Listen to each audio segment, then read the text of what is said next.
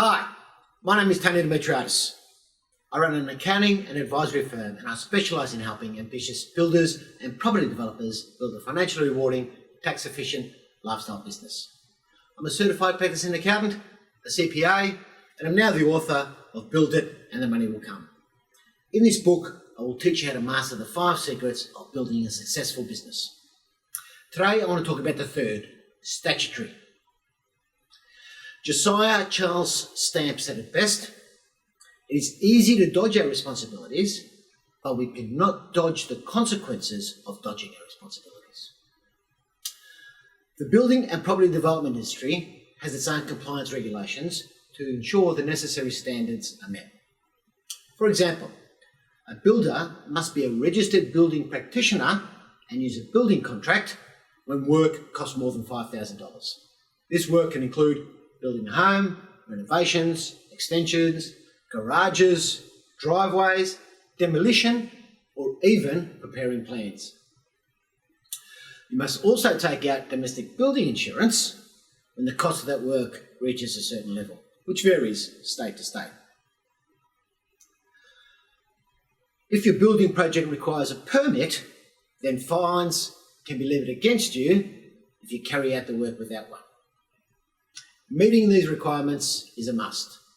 Otherwise, approvals may not be granted or rectification work is required, which could be very costly to you and your business.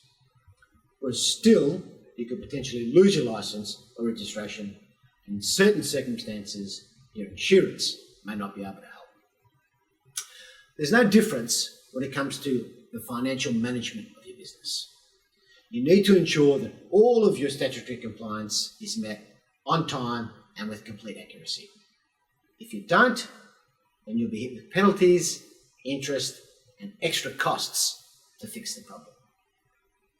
So what are the key statutory obligations? The first, tax. Within the tax regime, we have income tax and the requirement to lodge annual tax returns. Irrespective of whether you're an individual, partnership, trust, company, the requirement is there. Secondly, within the tax regime is your obligation to lodge monthly or quarterly activity statements, which account for your GST, your pay-as-you-go withholding, and your pay-as-you-go instalments. The frequency of those will depend on the level of income and the level of payroll. Nonetheless, the same requirement is there. It must be lodged on time and with complete accuracy. There are some non-negotiables in business today, and the ATO is one of them. And the sooner we accept this, the better we are with our obligations and our compliance requirements. The second key area is superannuation. Super requires that a minimum level is paid for our employees, currently at 9.5% of gross pay.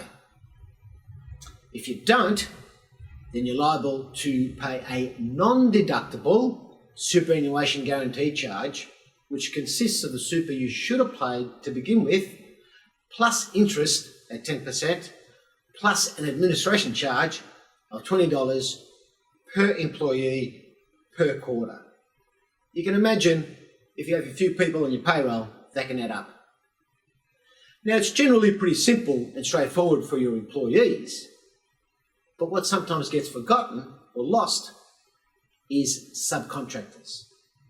Now, it won't apply to all subcontractors, but you will need to pay superannuation to those that operate as a sole trader and predominantly work for you and provide just their labour services.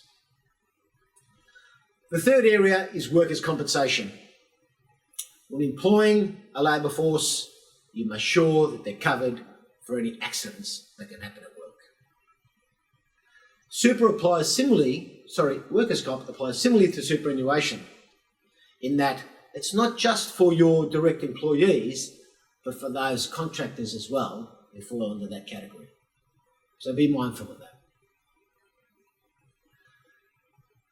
The next area is payroll tax. Payroll tax is payable based on the total payroll you pay per annum. Generally over the $500,000 mark, so it won't affect all businesses. It's something you need to be aware of, particularly if your business grows or you're on a large project which is going to require a significant labour force. So be mindful of that. The next is land tax. Land tax is a tax that you pay based on the properties that you hold for investment purposes. They could be the properties that you operate your own business in, or they could be other investment properties that you rent out elsewhere. So be mindful of the land tax and be also mindful of the grouping provisions, because you may own them in separate entities thinking that they won't be all grouped together, but if it's the same beneficial owner, they will, and you'll pay tax at a higher rate. The last one is stamp duty. Stamp duty is a tax paid on the acquisition of a property. So depending on the level of the property will depend on the amount of stamp duty you pay. These are all of the tax considerations and the statutory compliance issues that you need to be mindful of. Knowing them is one thing, but managing them is something else. Knowledge is power, management is success. Hope you got a lot out of today. Thank you for joining me. Look forward to speaking with you soon.